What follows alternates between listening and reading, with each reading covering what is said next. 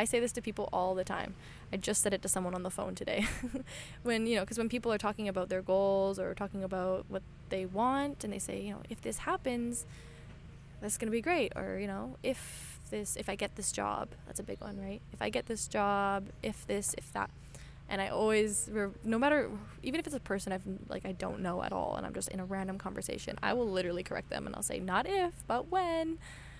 And shifting that to when means it's coming, it's happening. Yeah, I'm ready, let's go. There's no ifs, there's no plan Bs. Not if, but when. And I know I'm just kind of throwing examples all over the place, not being so structured with it, but that's okay. You guys can follow along. Rather than saying I want, say I will, or I am. Or depends on the context, right? Like for me, when I'm writing my vision, it's like I don't say I want to be this way, because when you say I want, it distances the thing from you in a way of I don't have that yet. So I want this. So whenever I'm writing my goals or my vision, especially, I'll always say I am or I have, currently, presently. It's already happened. For me, it's already happened. All of these things my vision is already here. As much as I have a vision and I'm working towards this vision, it's already here. And it's kind of hard to explain, but I'm already living my vision, and I'm just going to keep expanding it. But even if what your vision feels really far away from where you're living right now and what you're doing right now, just keep that context of I am, I have, currently. Because it's really powerful to stand in that, and it's currently here. And yeah, so the I want just distances that thing from you. And yes, okay, so I'll mention one thing so a major conscious language shift that I've had to make, and I mean all of these that I'm mentioning are the common ones, and those are all ones that I've had to practice, that I continue to practice and catch myself with, but those are the more common ones. One that I do personally that I'm not sure if other people do this very often. I'm sure they do sometimes, but for some reason I caught myself in the last few months realizing how often I say the words I'm dying. Like it's really, really hot outside. Oh, I'm dying of heat. Or another one that I use a lot is around excitement. Like, oh, I'm dying to go to New Zealand. Oh, I'm just dying to see my family. I say this a lot, and I think it was either my mom or myself. I think I was with her when I realized it. I think she might have pointed it out. Like, are you sure you want to be using those words? Why don't you say anything else? That's kind of the worst way you could. That's literally the worst thing that you could possibly attract to yourself right now.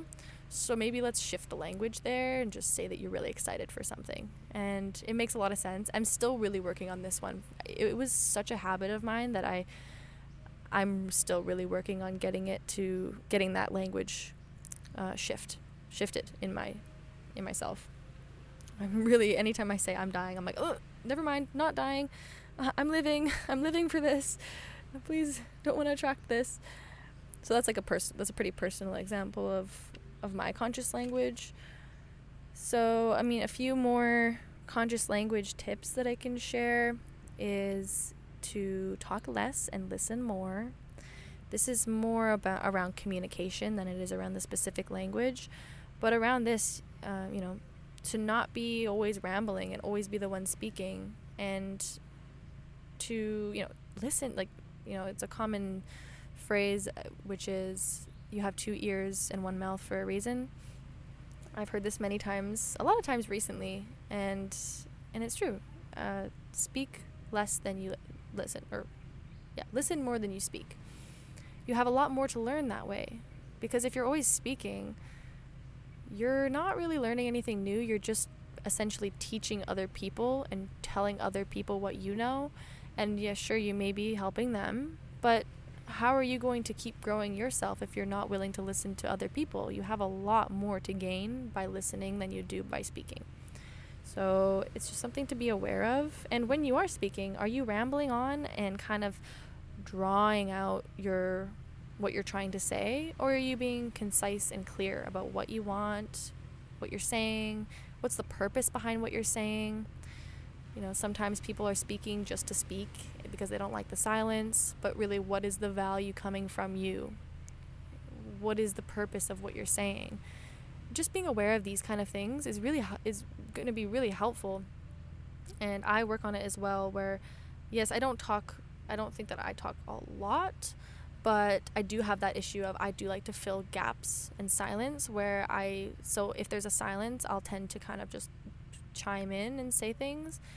And that's something I'm working on, of course.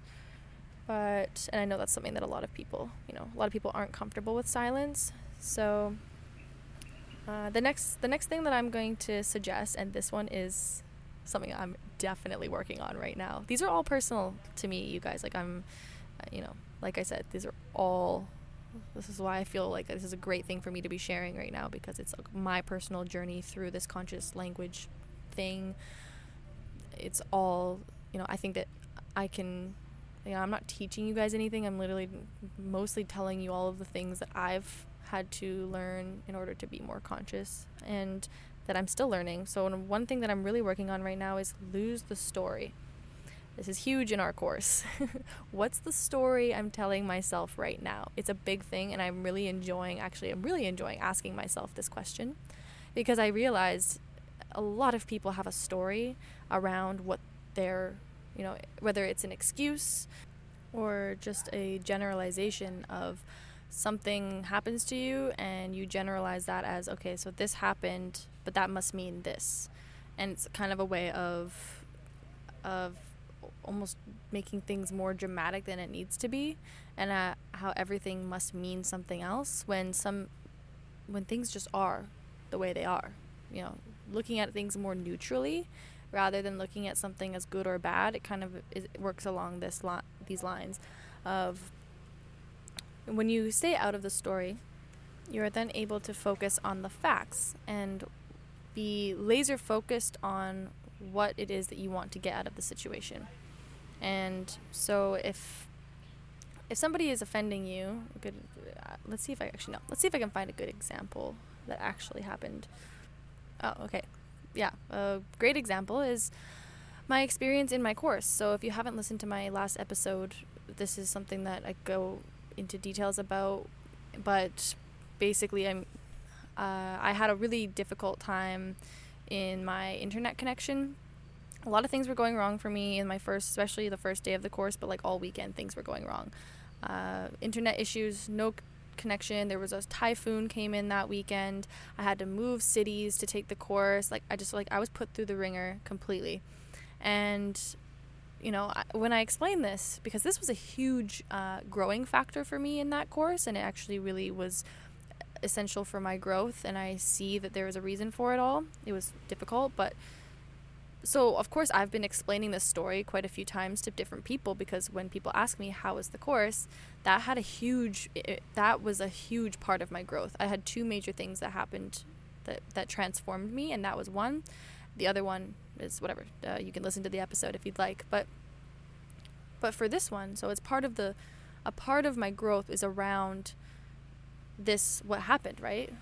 But I feel like I'm like, okay, but I'm telling a story. Like, it's like, of course, storytelling is fine, but really, that is the story. And if I'm gonna always use that, so what I could do is use the excuses and use the story of my internet wasn't working, and so I was on and off the call, and then I ran out of data because I had to do it all on data, which took up 7 gigabytes, and then I ran out. I was kicked out for 15 minutes. That led to a 15 minutes of the worst time I could have been kicked out. I missed an exercise that was really important. I was not there for my team when I was supposed to be. So that's the story. Though it's all true, that's a long, drawn-out version of what happened, and it's almost kind of like a poor me situation as well. Like, the story is me explaining why something had to happen. That's a good way to explain it. You're explaining why. Why did this happen? But rather than just focusing on the facts. So what the facts are of the story, if I want to get rid of the story and just be more laser focused on what I learned, is I was not prepared for the day. I didn't plan enough data was one major issue, and I didn't plan that out. 100% my responsibility. and I suffered the consequences of that, and my team also suffered the consequences of that. So that's me taking the story out of it. So a way that you could start to implement this into your life to make it more personal to you is, I think the best way would probably be when you're starting to feel a reaction to something that's maybe a negative reaction to something, you're either offended or you're upset, or kind of just notice like how you're feeling about a situation, and what's the story that you're telling yourself around that. So if you are late and for something, and and then that ruins the rest of your day, and there's all these all these stories behind everything, and always a lot of the time it's to explain and to, because you want to, not that you always want to use excuses, but it's like you want to explain yourself to other people so that they don't think that you're just not caring about the situation. And for me, it's something that I'm struggling with currently. Like I have a whole bunch of stories. I really do have all these reasons for why I'm not able to answer my group right away and all these things, but at the end of the day, that's not what matters. The story is not the important part of it. It's what are the facts, and what are you going to do from this point on to either improve or to learn from, and even the positive things, right?